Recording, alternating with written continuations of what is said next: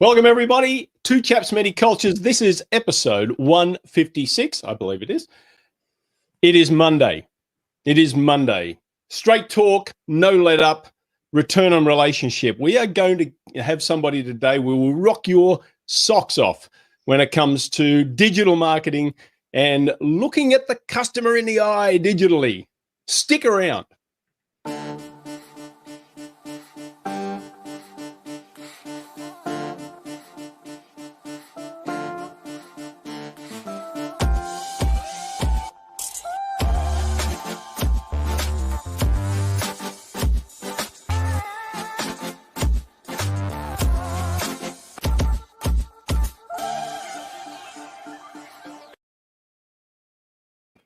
Well, yes. Socks off. Would it be very uncomfortable for you to let you know that I'm not even wearing socks right now? So, but that's all right. This is the COVID studio. We do it this way.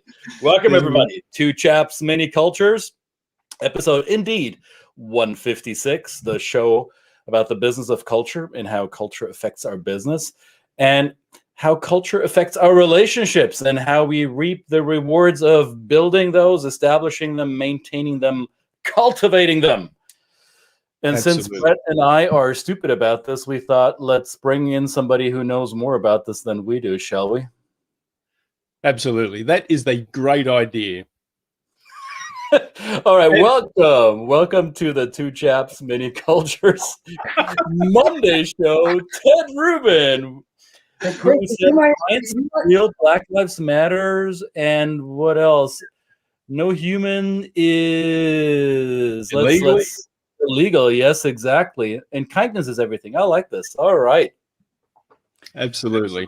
You know, Christian, you might not be wearing socks, but I'm not wearing socks or pants. So, you know. Awesome. I'm glad you stood up. Well, I got shorts on. Okay. Good. Well, folks, let us know where in the world you're dialing in from. We already have comments coming in. Paul says, Guten Morgen. I guess Paul prefers German, and Susan prefers Italian. Buongiorno. Well, wherever in the world you are, say hello, make yourself known. And we have somebody who says, I prefer Italian too. Yeah, so do I. Esther says, hello and hello. Esther, I want the Yiddish and the Hebrew version too. Esther knows what I'm talking about. All right. So, Ted, let us know why relationships can be returning or returnful, full of returns. How does that happen? How do we do that? Well, you know, I think everybody here, I'm sure everybody here has had return on relationship and understands the basic premise behind it. I mean, relationships have value. If you want to get into a basic definition, return on relationship, ROR, or the hashtag I use, RONR, and there's a whole story behind that. Simply put, is the value that's accrued by a person or a brand due to nurturing a relationship. You know, ROI, we all know, is simple dollars and cents, but ROR is the value, both perceived and real, that accrues over time through connection, trust, loyalty, recommendations, and sharing. And I work really hard to use it to define and educate companies, brands, and most importantly, people about the importance of creating authentic connection, interaction, and engagement. And I just want to finish that brief description with something that very often I hear people think that I'm saying it's ROR, or return relationship versus return on investment. Right. I don't believe that at all. I believe everything is based on return on investment. Our relationships are based on return on investment. How much value do I get out of spending time with Christian and Brett? And is that worth the time I gave? There's an ROI attached to that. What I believe is that when you wrap return on relationship around ROI, you enhance its value in every way. Beautiful. Oh, that's perfect. You know, the one thing, and I just want to tell everybody out there, I put Ted Rubin here, this man here, up on the pedestal, like, not pedestal. I mean, it'd be probably uncomfortable for you to be put on a pedestal, but when I think about relationships, especially without pants, don't get up there without pants. When we think about inspiration, when we think about connection, when we think about providing value, you know, think of Seth Godin, think of the Seth Godins of the world, the Gary Vaynerchuks, the people who put so much content out there with generous intent. And Ted is one of those people, and I've been following Ted for a number of years, and probably, you know, some of the reasons we're doing this show is because of Ted's inspiration. So that return on relationship, I mean, I think Christian and I, and for those out there that know us, we do this all the time. We're here to inspire and encourage and just get people to do this. So Ted, I just want to thank you personally. It's a personal link from me, and I know from many people, for coming on. It is just, you know, no surprise that you said yes, and I think it's great. I just wanted to get that out there in front. Yeah. It's my pleasure. And I just want to say, Brett, that one of the reasons I'm here is because of the way I know you value relationships, because, you know, you didn't just reach out to me out of nowhere and one day and say, hey, come on our show. I mean, you know, you've been, what, 156 episodes, I think you said, or something. You've been building a relationship with me over many years. And how did you do that? You engaged with me. You responded to things I posted. You asked questions. You volunteered information. You didn't, again, just reach out and say, hey, come on the show.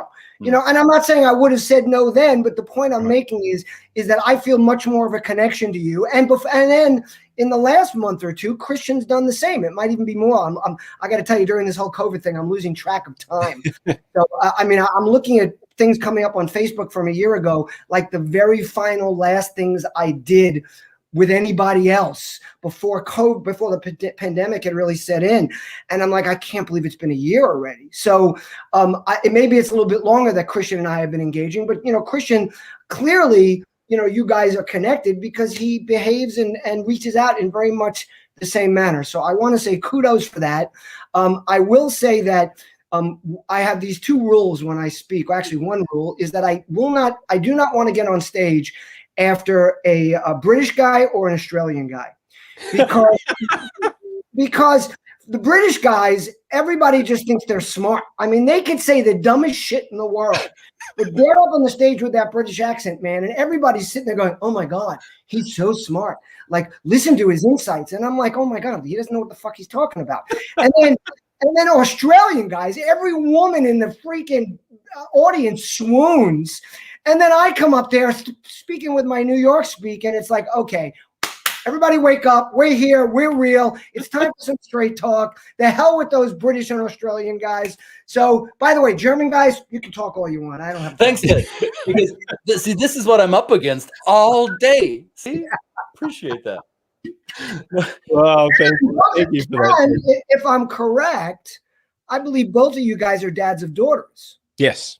Yep. And I think that gives us another strong connection, because I'm the dad of two daughters, and it's very much, when I say, I think being a dad in general shapes your life, but being the dad of daughters for me has not only shaped my life, and also being a divorced dad, having to fight for my daughters, has really opened up my eyes a lot more into what's important and what's important to them.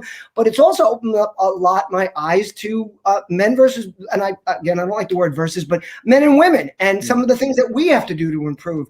And again, when you look at it from the eyes of a dad, and what amazes me is how many guys look at from those eyes when they're speaking about their own daughters, but then they don't carry the same behavior over to other women.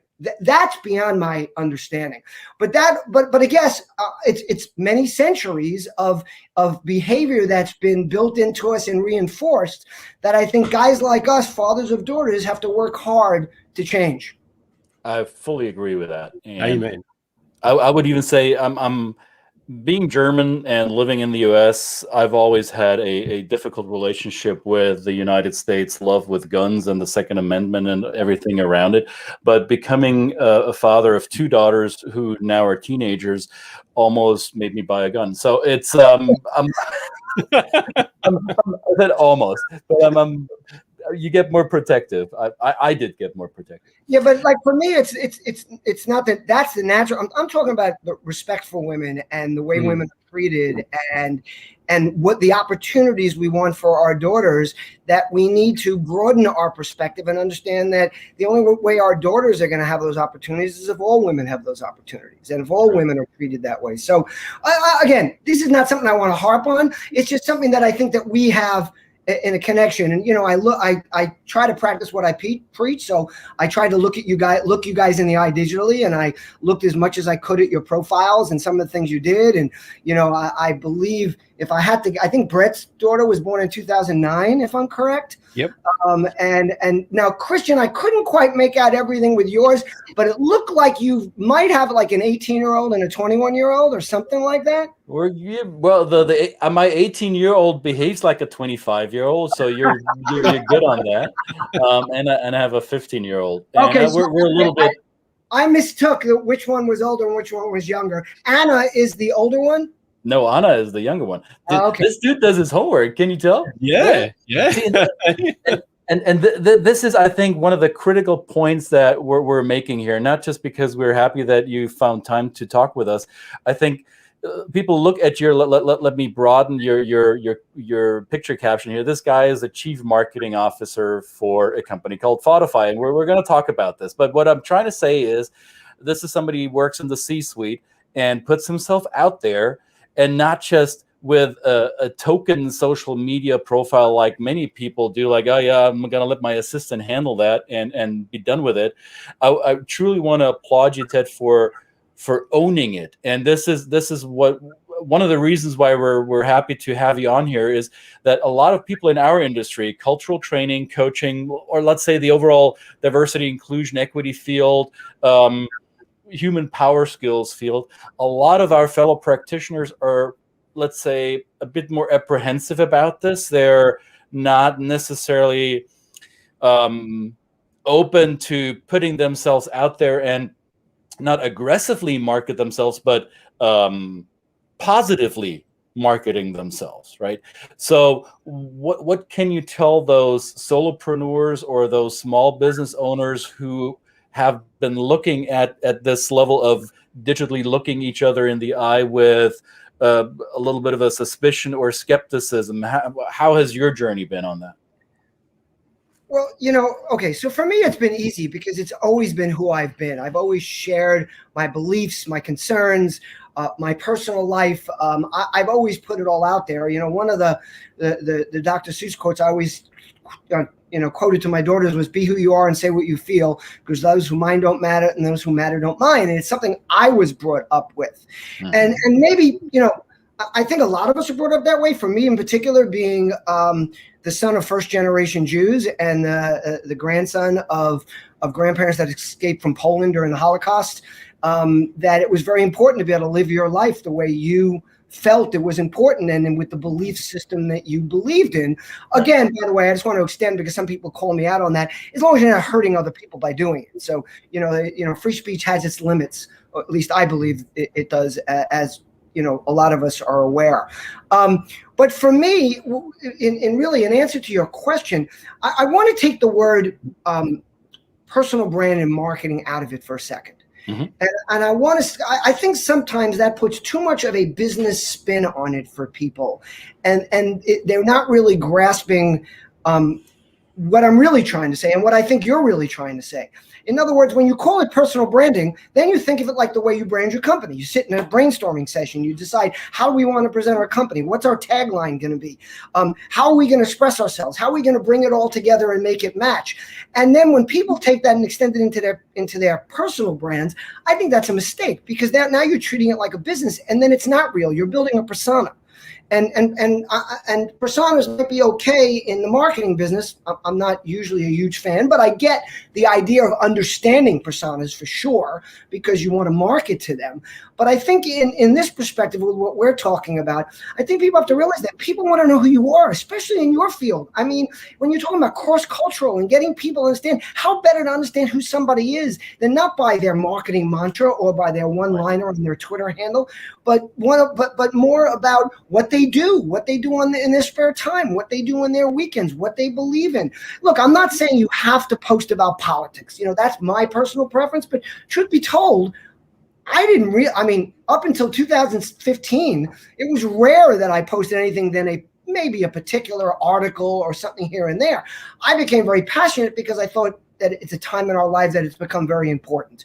And that was a personal decision. And I know a lot of people that don't post about that, and I get that. They're trying to stay away from the fray. But first of all, don't criticize me for doing it. So I had a whole bunch of influencers in the marketing space reach out back in 2015 and 2016 and all over me that I was hurting the space, that I was doing the wrong thing, that I had to keep my mouth shut, that I had no business talking about politics, that I had no place on social media platforms, blah, blah, blah, blah, blah, and that I was going to hurt my business. So, of course, my first answer was, if it hurts my business, that's fine, because if you ever looked at my blog, it might be tedrubin.com, the URL, but it has a title, and I think you mentioned it in the beginning. It's Straight Talk. So I believe in straight talk. You know, I believe in saying what I believe in. But more importantly, it's not just about me speaking my mind. It's me watching out for others. It's me doing what I think is right. People also said, hey, you know, you wear all this good, be good to people stuff, and you've got signs and you got it on your computer, but you're not being good to people. You're saying nasty things. And I'm like, well, first of all, I might get nasty sometimes. I try not to. I try to be professional. But yes, I am saying negative things, and sometimes extremely negative things, because I believe that you need to stand up for what you believe in, that you need to help protect other people, that you need to help people that don't have as much or can't do as much. Right. So again, let's circle back a little bit to what you're really talking about, is that you might not want to post about that, but you certainly post about your love for your children and what you're doing on the weekends, and that you're going apple picking. And why? Why do you think you should do this? Well, number one is it shows your humanity. It shows that you're just like everybody else. It shows people that Christian isn't just this, oh my God, all put together guy who wears really cool glasses and has a cool haircut, not bald like me and Brett, you know.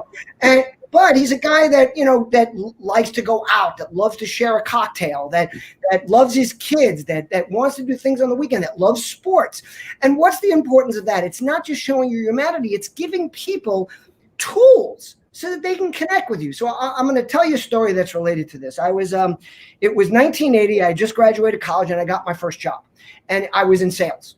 And my dad knew that, and he had a very strong sales background. So at the end of my first week, he knew that the goal I had was to get my first appointment. So he calls me up and he says, did you get your first appointment? And I said, yeah. And he said, well, when is it? I said, next Thursday. He says, what time? I said, about 10 o'clock. He goes, well, what time are you going to get there? I said, I don't know, about 5 to 10. He goes, no. Remember, this was 1980. No Facebook, no LinkedIn. I don't know if you guys, you know, I know you guys are both, I think, in your 50s, one about 53, one about 58. Ballpark, Christian. A little older, Brett's a little younger. I'm just guessing. But back to the point, you guys might remember microfiche. Remember when you had to go to the library and get those reels of film and scroll through them trying to find information about a business or an old article or a company? Well, my dad was like, get there an hour early, walk around the neighborhood, see what restaurants are there, what other businesses are there, go in the building, look at the board, see what other companies in the building, get up to the office of whoever you're meeting with at least 20 minutes early and see if his or her assistant can let you in the office. What photos are on the wall? Are there diplomas? Are they a sports addict? Are they a grandfather? Are they a parent? Find points of emotional connection. Right. Now it's all at our fingertips, but it's amazing to me how many people overlook it. But it's not just about me doing my research. I want to make it easy for people to find out about me. And by the way, that's also a signal to me that if someone's trying to sell me something and they couldn't take the 5 minutes, I mean, I am out there. You go to Instagram, LinkedIn, Facebook, you go anywhere, you're going to find out stuff about me that you can create a conversation that's going to be interesting to me instead of just trying to sell me something. So if you don't do it, I know in a heartbeat that you haven't done your research and you're probably not going to get my business. Sometimes I'll even be totally blunt up front and say, we're done. Like, you know, I'm sure you guys have had this, the person that connects with you on LinkedIn, and then the first question they ask is, so what do you do? So what do I do? Give a rat's ass one. Did you not look at my profile? What the hell is wrong with you? But I think, Ted, you just alerted me to something, and I'm guilty of that, is that I often complain. No, I don't often complain, but when I talk with my wife or business partner or talk with Brett about the LinkedIn connections that I make or don't make, or how people reach out to me using socials, and I want to poke my eyes out because all they do is DM me their sales pitch. Fuck off. I don't need it. I don't even know you. We haven't even been on a first date and you're asking me to marry you? Hell no. That ain't going to happen. Yeah. But it may just be that I'm not sending enough relatable signals about me as a person that gives other people better opportunities to connect with me on a more emotional or humanity level. So I take that, and I shall do better. But if you find yourself being inundated by crap that is only sales pitch over sales pitch and knock you over the head with their whatever rehearsed blah blah, or their copy and paste messaging, then maybe Ted's right. We got to send different signals to make ourselves more approachable. Yeah, exactly. And not only that, like I said, it becomes a tool for you because it allows you to quickly wade through the people. And I got to tell you, there are good people out there. I have people that reach out to me and say all the right things. I mean, they're on it. They know what I'm doing. They know what hashtags I'm using. Again, you don't have to do it. Look, if you really want to get somebody and they're a really important prospect for you, take a lot of time, but you don't have to. Like, what amazes me is now obviously not in the last year, but before COVID hit, I'd still go to meetings with clients where I'm just an observer. I'm on their advisory board. Maybe I even set up the meeting. And the first thing out of the mouth of the guy who's running the meeting for the company that's selling, they're selling, is, so how long have you been here? What the fuck? How long have you been here? How could you not look at LinkedIn and know how long he's been there? And then there's two different ways to do this now that actually enhances this meeting instead of degenerates it. Is if the guy's been there for 15 years, you go, oh my God, you've been here for 15 years. There's so much we can learn from you about this business. Or open up with, I noticed you just joined a month ago. Is there anything we can do to support you, and help you here? I mean, there's so many ways to communicate and to learn from these things that when you share about who you are, first of all, you're opening yourself up to relationships, especially within your company. You're allowing people to know what you're about, what you're doing. And what amazes me is how many executives I hear from that say, my employees don't even get me. They don't understand. Because all they do is preach to them about shit and wear their fancy suits or probably not suits anymore. Now I'm showing my age again. I was just laughing with a buddy. I'm like, remember when we used to go to work all suited up? Remember, I mean, literally, like I had like a closet full of $1,000 suits and shirts and which tie I was wearing. And one year I went every day wearing a bow tie. And, now it's like even a rare occasion if I show up at a wedding in something other than jeans and a jacket, unless it's specifically called black tie, then I'll wear a suit. And I if I put on my tuxedo, it's probably like going to swim on me because the last time I wore it, I was not a vegan. And not that I was ever heavy, but I was certainly heavier than I am now. But again, and especially in a cross-cultural environment where there are signals that we don't necessarily receive as clearly as you might with someone that you have the same background with or you come from the same place with, that sharing stuff allows people to get to know you better. So, I urge people from that perspective to share about their lives. Again, there are different situations. There are different companies. There are different limitations for different people. I'm not saying everybody should be like me.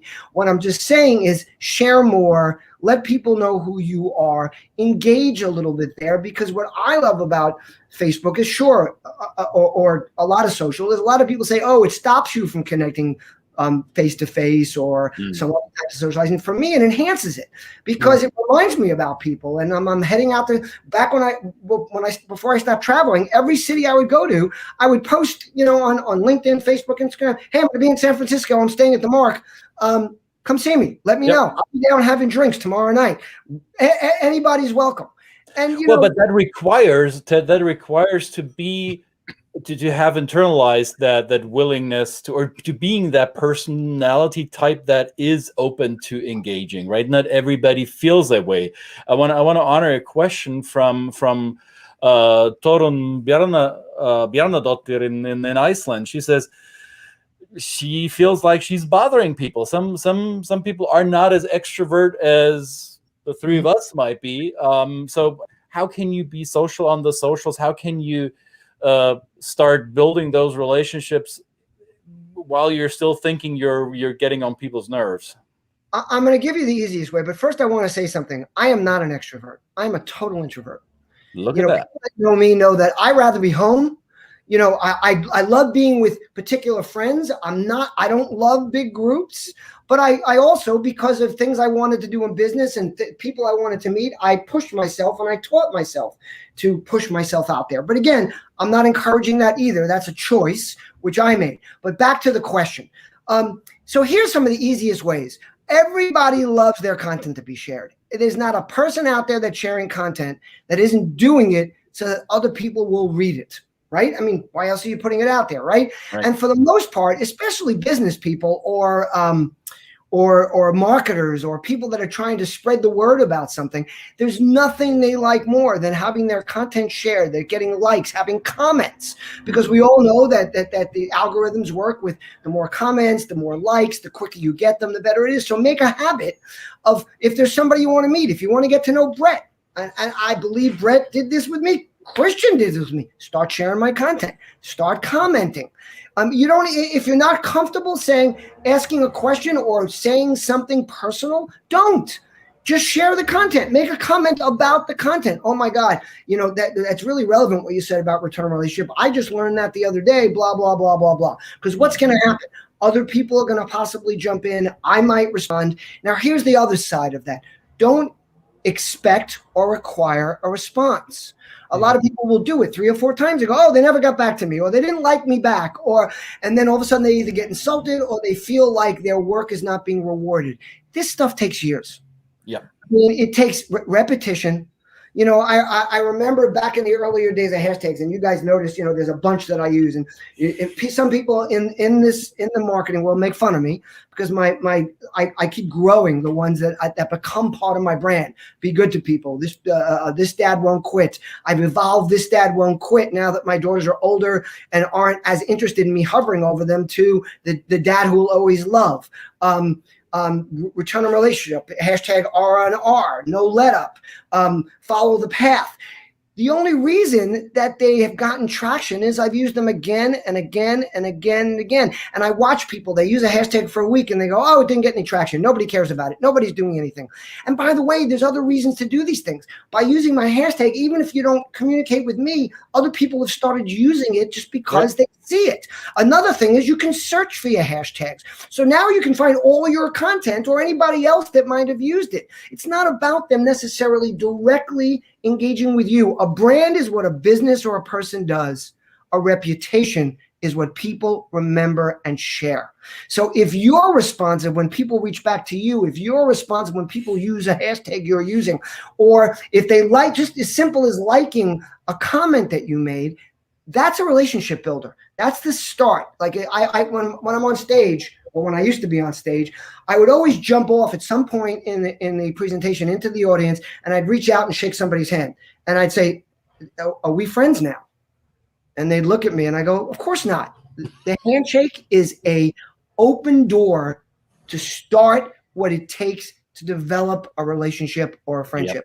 And that's the same thing as comments or other things. So, what I say again, back to answer that question is get out there, start engaging, start sharing. And as a corollary to that, people ask me, how do you get articles written about you? Start communicating with journalists, people that write those things. They want their content shared. And by the way, you know what they do every day? They search for people to write about.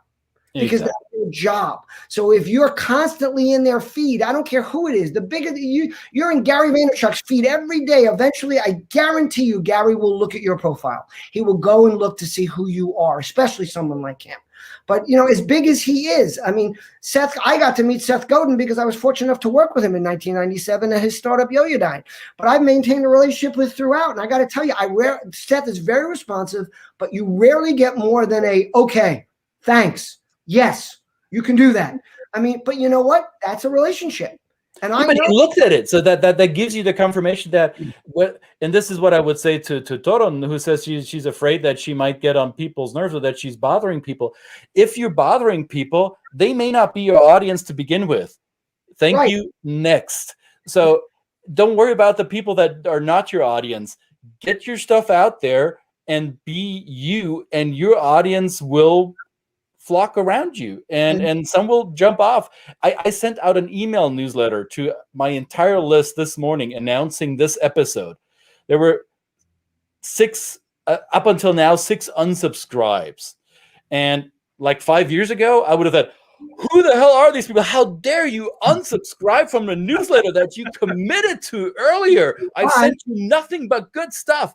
Now it's like, all right, good riddance. Don't let the door hit you on the way out. You were never my audience to begin with. What's really important is that, first of all, always realize that the next person you meet could change your life. And that it's not about quantity. It's about the quality people. It's about, think about this. What people don't is they don't get micro enough.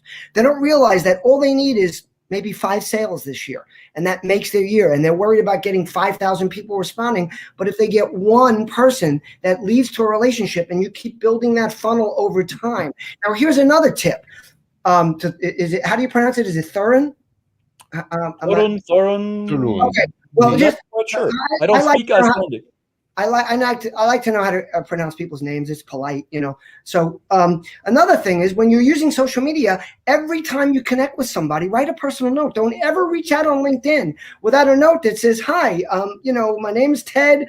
I love marketing. I've been reading your stuff. I went into your profile. I noticed this." Something personal. I read this book that was one of Seth Godin's first books. It was before everybody knew who he was. It was when I first was getting ready to try to go to work for him in 1997, after I read an article where he was interviewed about his company, 𝙏𝙬𝙤𝙦. And it was before he wrote Permission Marketing, which was really his first bestseller marketing book. And he wrote that when I was actually sitting at the table with him. It was originally an article for Fast Company at 𝙏𝙬𝙤𝙦. But he wrote a book about connecting with people and going on interviews. And I read it before I interviewed with him. And there were some great pieces of advice. One of them was show up at every interview with 3 cards, real ones that you write and send by mail. And the minute you leave that meeting, write a note to each of the people that you met with in your interviews. And by the way, if you don't want to do it with a note, which is a great way to do it because you stand out, but even if you do it via email, he said, always there's 3 things you want to talk about. You want to mention something that they mentioned about business, something that they mentioned about themselves, and then something that you and the person who interviewed you discussed. 3 items, hit all 3 points, send that to somebody. So what I've extended that to is in LinkedIn, don't ever reach out without a personal note. I delete or deny, I'd say 95% of the outreaches I get on LinkedIn. And mostly, and almost all of them I deny because there's no personal note. I don't know who the person is. I can recognize it's just going to be a sales outreach. But the other thing is, I don't have time. I get hundreds of them. So what do? Is I look for the ones where there's a personal note where I might be connected to the person somewhere else. Because I understand if I'm connected to them via Twitter. So I do a lot of work at it. I'll look in their profile to see if we're connected on Twitter. If we are, but then I will never accept a LinkedIn request or Facebook or yes, on Twitter I do, and Instagram, because they're different platforms. But on Facebook and LinkedIn, I never accept one without writing a personal note back, even if there wasn't one written to me. Yep. And if there wasn't one added, I'll usually say to them, I came very close to deleting your request. I happen to notice that you're a friend of Brett Parry's and Christian's, and we just did this podcast, or this live stream. So maybe that's why you reached out to me. So I'm accepting, but in the future, I strongly recommend that you write a personal note. And here's what happens. First of all, a lot of people will tell you, don't even waste your time. Nobody reads those notes you write back. First of all, they do. They don't read most of them. There's certainly a lot of them that they never look at. They see it and they just click something, but it's not about the ones that don't, just like it's about the ones that do. It's about the ones that see you took the time to write to them, even when they didn't write to you. It's about the ones that see when you do reach out to them that you mentioned that, by the way, I could have met you 5 minutes ago. I will never reach out to you without a personal note unless I'm standing next to you and you say, do me a favor, click on my profile, let's connect on LinkedIn. And even then, I'll usually write a personal note. Standing right next to you, you're making me click on your link. So happy to be connected. Please feel free to be in touch anytime. And yes, I use shortcuts, and I have certain things I put in there depending on the person about a note or thing, so I don't have to write out the whole thing. But personalize the damn thing. And anytime someone accepts my LinkedIn request or my Facebook request, I write a note back thanking them. Yep. So Torun is giving us a hint how to pronounce her name. I hope this will help. I don't know if I'm pronouncing it correctly. I think it's Torun. And Susan has a valid question, right? So how do you change or modify this approach for different cultures? Not everyone is American, and I'm going to fill in a blank. I'm not sure if that's what Susan is implying, but I'm going to say not everybody is as direct and forthcoming as people from the northeast of the United States or from the Netherlands, Germany, Israel, or Russia. First, I got a good answer for that. First, you engage Christian or Brett, and they can teach you how to communicate with those different cultures.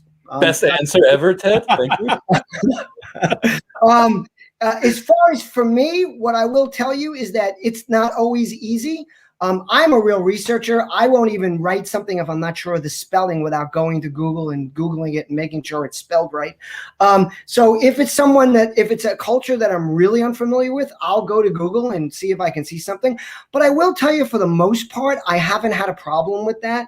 And I find that people from other cultures tend to guide me, but that's also because part of my brand, remember that whole reputation thing, is that I listen and I pay attention and that I want people to share with me. So if you open yourself up that way, another thing is, if you make a mistake, learn from it and don't make the same mistake a second time.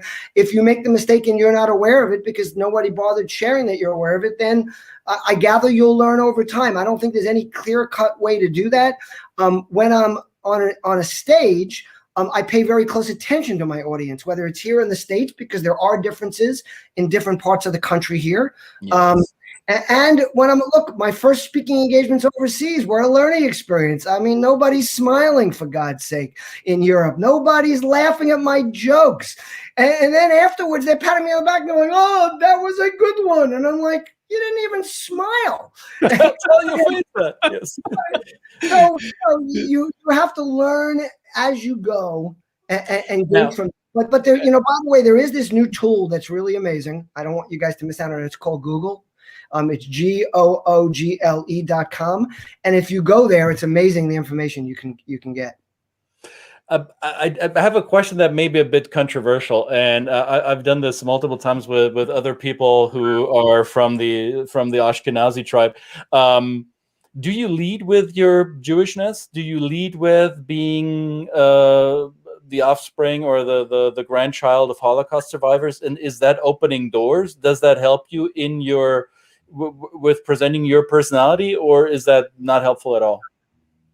I don't think of it. I don't lead with it. I lead more. What I do lead with is being the dad of daughters, and being a divorced dad, because I think and being a divorced dad that had to fight to keep his daughters in his life. That's a big part of my brand, mainly because it's affected my who I am a lot more. Whereas being an Ashkenazi Jew and the offspring of Holocaust survivors, it has made me what I am from day one.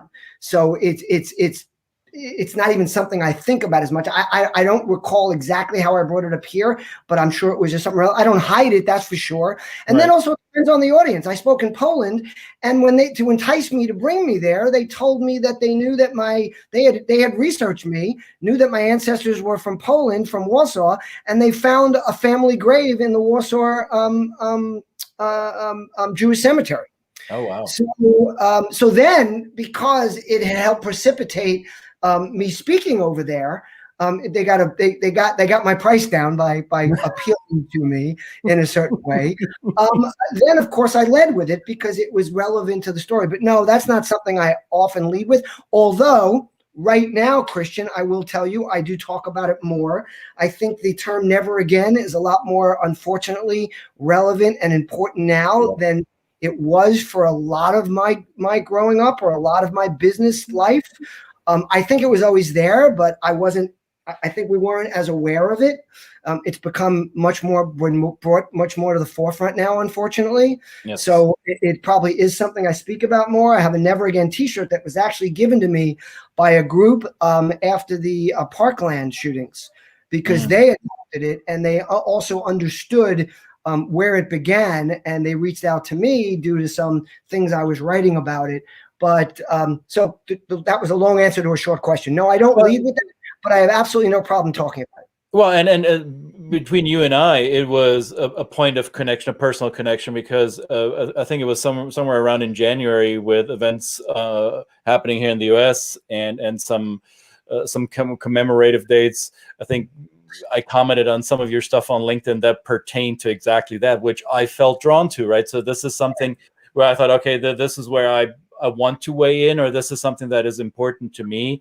And this is not business, or it is not overtly business. This is more of a greater scheme of things, societal thing that we need to talk about. So, But I want to say something about that, because this is an important point that you just brought up, because you mentioned that you saw it on LinkedIn. I post things like that on LinkedIn. Yep. And people will say, "Oh, it's LinkedIn. This is a business platform. You're not supposed to post that." Now, here's my answer to them.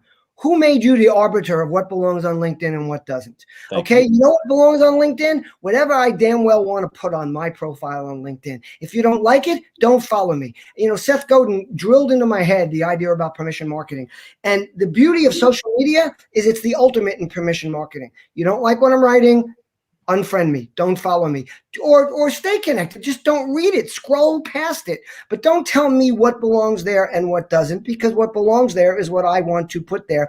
And back to your original thing, the reason I put a lot of that stuff there is there are a lot of people on LinkedIn that don't follow me on Facebook or don't follow me on Instagram or Twitter.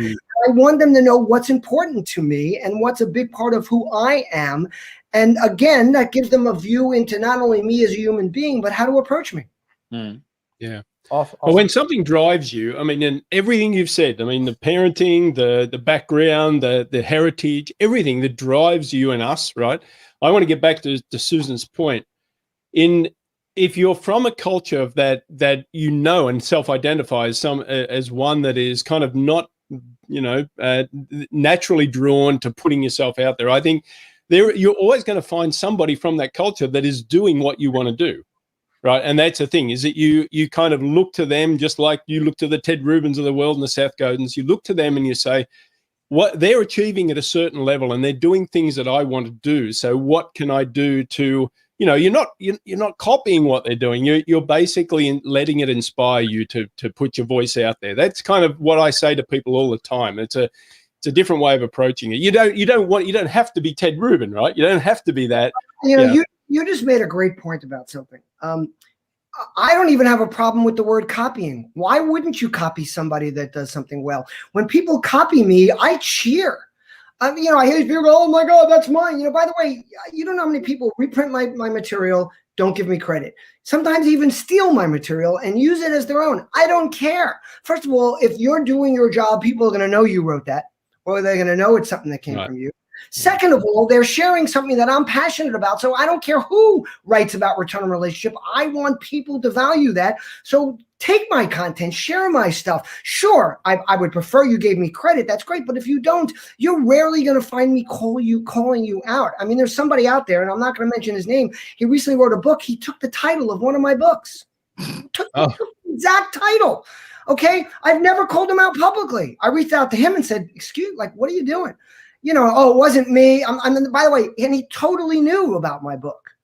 And he said to me, my publisher, they decided it, because apparently you're allowed to do that because it's not copyrighted. They can take the name. And by the way, same topic, about marketing, about influencers, whatever. But you know what? Never once did I name him publicly or make a big deal out of it, other than a personal note to him saying, I'm just really surprised, that was done. And then every once in a while, like this, I might mention it as an example, but I never mention the book, the title, who it is, what it is. But you know what? I'm just glad that that's being shared, that people are using that term or that title or that idea.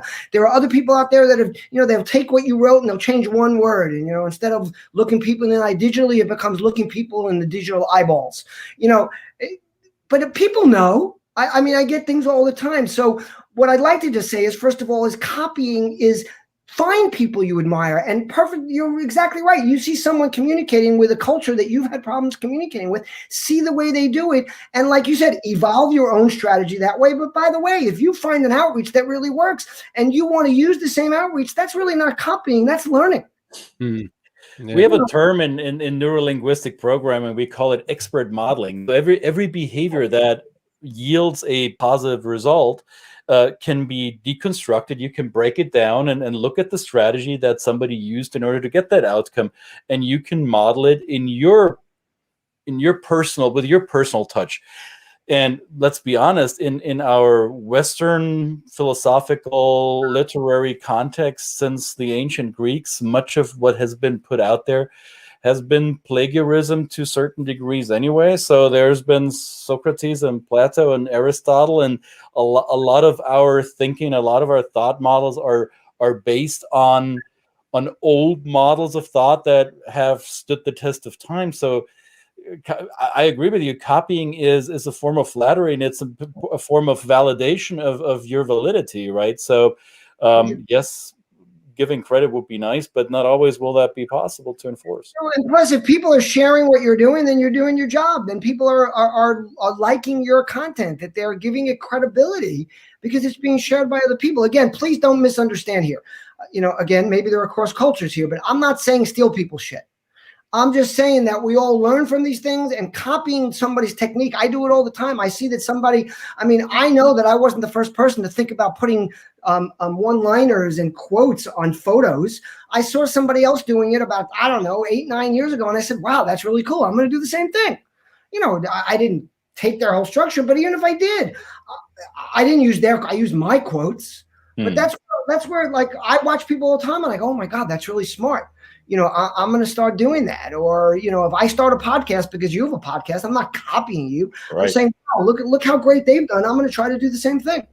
And remember, they were in the 80s, they had these picture making machines called Polaroid that spat out an image, and you shake it like a Polaroid picture, as Outkast would rap. And there was a white space underneath it. You could take a Sharpie and write it down there. So it's kind of evolved from that, right? My business partner has a great story. He worked for a photo imaging company that got acquired by Kodak back in the day. And they were just starting to digitize photos. And the senior executive, after they bought the company, comes in and they're all sitting there and they're all excited to get started. And he says, Mom will never turn over her photographic memories to zeros. And what is the term? How do they do code? Ones and zeros. To ones and zeros. And guess what? Mom did. Of course she did. Boy, did she. So, Yeah. Ask Seiko how they went with the off the Swiss. Ask the Swiss about. Quick answer to William: a brand is what a business or a person does. A reputation is what people remember and share. So you can talk all day long about what your brand is, but it's the way you behave, what you do, the actions you take that people will share and talk about. And that's called reputation. So if you are known, like for instance, I am obsessive about getting back to people. And it's gotten to the point now where if I miss something, which I do, I always tell people, if I don't get back to you in 24, at most 48 hours, and usually within minutes or hours, I probably missed it, or it got lost in the shuffle, or something happened. Please reach out to me again, because no one's more upset about that than me. But when someone calls me out and says, oh my God, I reached out to you, never got back to me, I don't have to say a word. Usually someone online will jump in and go, oh, he must have missed it. There's no way Ted would do that. That's called reputation. That's people standing up and saying, that's not what he does. That's his reputation. My brand can be straight talk, but my reputation is I say what I mean and I mean what I say. It's what people say about you when you're not in the room, basically. Right. I mean, so that to me is the difference. And that has a lot to do with behavior and the actions you take. And as we talked about earlier, repetition, doing it again and again and again, because it doesn't happen overnight. And that's what I tell people when they ask me about how do you do what you do, and if I refer them to someone like Ted, right? If we say, well, don't look at what I do, look at what something like Ted does, because to me, that's my reputation. If I send it to you, Ted, and you don't do that, then, they're basically, that's my reputation too. I did have a question. There was a question that was sent before the show, and this is about your term, the social C-suite. This is in terms of how important it is. I mean, companies hire big teams of marketers, digital marketers to do the expert messaging for their brand. How important do you think it is for founders to be a part of that process, to be visible, if they possibly feel drawn to it, especially if you think it's a founder that's got the story? I mean, they've lived the brand from the very start of the business. They've built the business from scratch. How important is that? Because that's a question that came in. Or is it, or do you leave that up to that marketing people to interpret their message? Well, I certainly wouldn't want to leave up for marketing people to interpret my message. I think it has a huge amount of value. Like, for instance, I think it has a lot more upside than doing than downside of not doing. So a lot of people don't do, and they let their marketing team run with it. And, that can be fine. I think it's more important in a startup. I think it's more important in a company where you're trying to be a leader and build a team, and you want people to know who you are, and you want people on the outside to know what you guys stand for. Again, I think it's more about the positive effect of doing it versus the negative effect of not doing it, unless the negative effect is part of hiding something.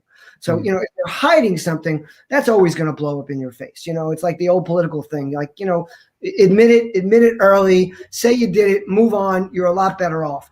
But I think it's more about a positive than a negative. And again, depending on the size of the business.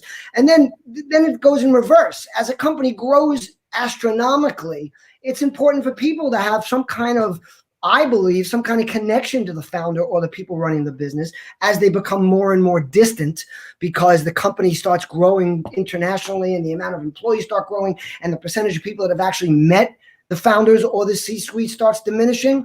Then I think that, like anything else, just like you and I, how we can connect with so many more people via social, a founder can share so much more and make people within the organization feel connected by sharing stuff about their personal life socially, which takes them off the hook of having to meet people face to face every minute, which can take up so much time that it's impossible to still do that and run the business. And Photify, you've got your this brand up here, because I just signed up for Photify. I thought this is an interesting concept, because it is about allowing, or putting a set of content out there that can then be shared and reshared by both employees, customers. Am I kind of interpreting that right? I don't want to preempt your answer to that. You are. Basically, it's about properly branding your content. So we like to call it perfectly branded, beautifully branded content in under 30 seconds. So a lot of a lot of brands are afraid to let their employees create content, but our feeling is going forward in the future, it's not there yet because the companies haven't let go, but there's no way to keep up with the need for so much content. Content has become the ad. Advertising is falling way back, and the traditional advertising is falling back. People are reading, they're learning, they're looking at photos. So many people don't even read stuff. It's all about the imagery and things. So you want to first of all be able to empower your employees to help with that. That way you're not spending hundreds of millions of dollars like a lot of companies can't even afford, with agencies, with internal marketing teams. You're allowing your employees to become your marketers. And SEO, it brings them a lot closer to the brand, especially for retailers or local businesses or franchises, where the most important content is the content that's being created locally, not by the brand on a global basis. What we found is that, a lot of big companies aren't ready for this yet. So the sweet spot is direct selling companies, your Rodan and Fields, your Mary Kay's, your real estate companies like your Remaxes, the kinds of companies that are out there every day urging their sellers. They're not cold employees. That's why we also use the term community created content, but they're urging their sellers that the only way to sell a house or makeup or health supplies is through producing social content. So what happens, they produce a lot of various social content. So what we're trying to do is just give them a tool where they can easily overlay it with the proper branding, with the proper colors, with the proper logo, with the proper one-liners, where there's no misspellings and things get done right, and allow them to scale it and track it. So that's what that's really all about. And again, the fitness field, the direct selling field, the real estate field. I mean, Remax and many others are really excited about what they can do with this. And look, this is not groundbreaking technology. It's just giving someone a tool that allows them to scale their ability to create content and connect on the local level.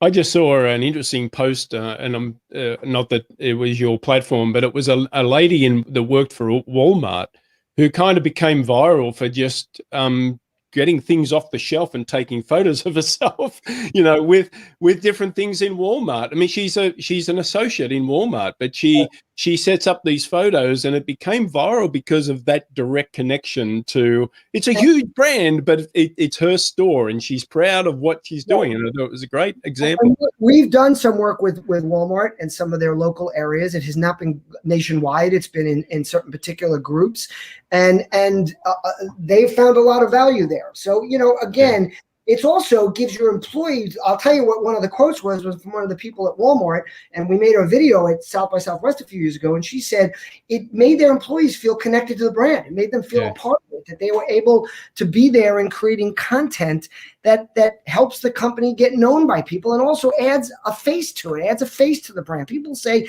that no one wants to be friends with the brand. No, they want to be friends with someone at the brand.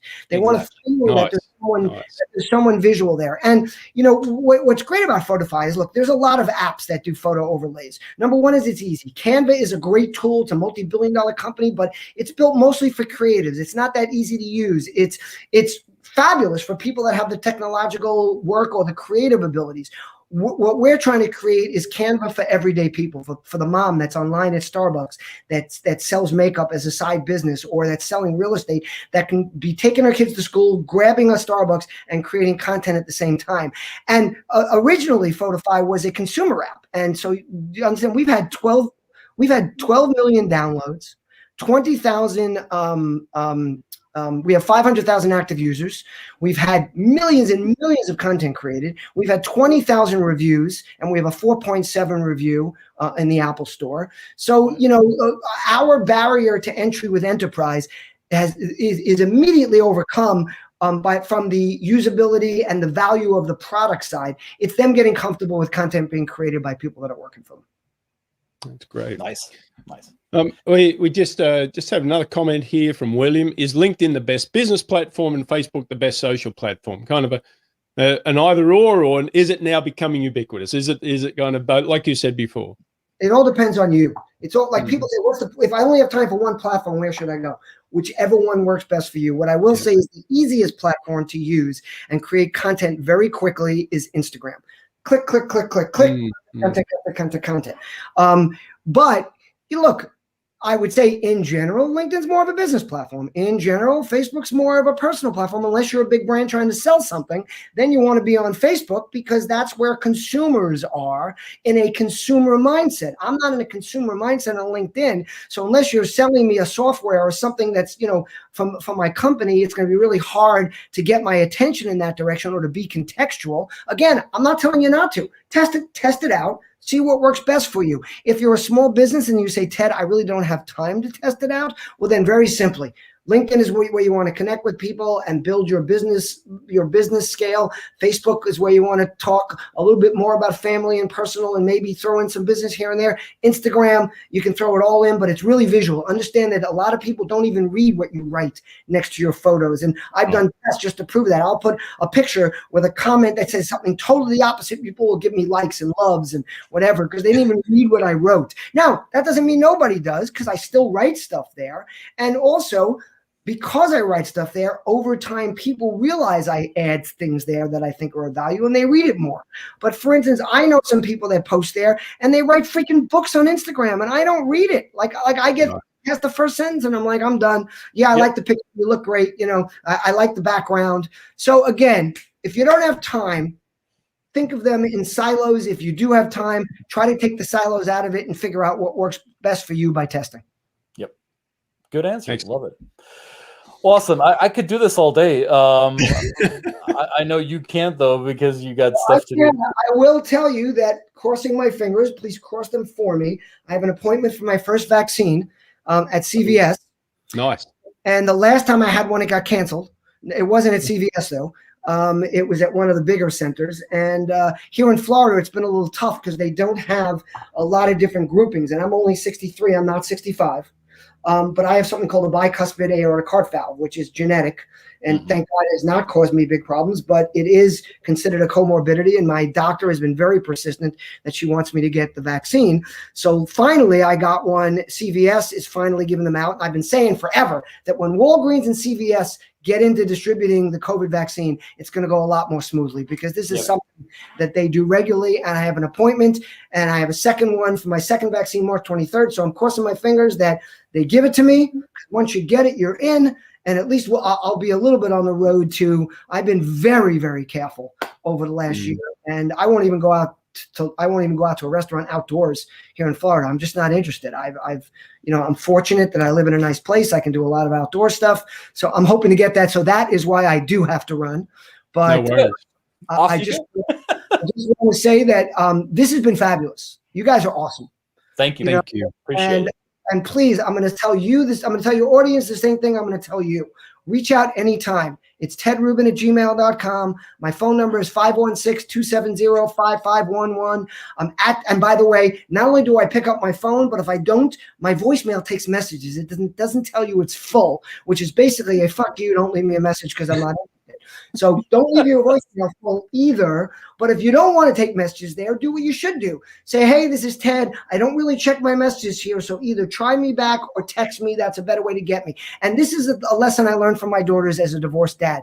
And I think all dads can learn this lesson because you guys have probably had it happen.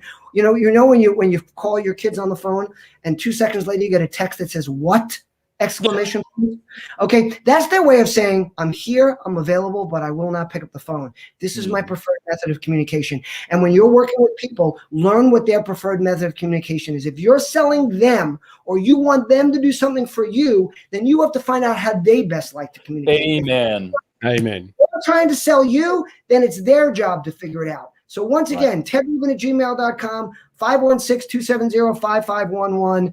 I'm at Ted Rubin on almost every platform. Google Ted Rubin. I'm probably the first 14 or 15 pages, and I want to leave you with 2 last things with your audience. Number 1 is relationships are like muscle tissue.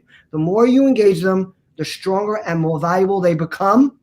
And a network gives you reach, but a community gives you power. Networks connect, communities care, build community. Thanks, guys. Nice. Thank you, Ted. Thank you, Ted. 2 Jeps, Many Cultures, Monday edition. Boom. Kicking off the week strong here. You'll be followed by somebody who speaks with a British or Australian accent. They're gonna falter, Ted. All right. Yeah. Go get the vaccine. We'll all see you again tomorrow. 2 Chaps out for now. Thanks for tuning in. Thanks.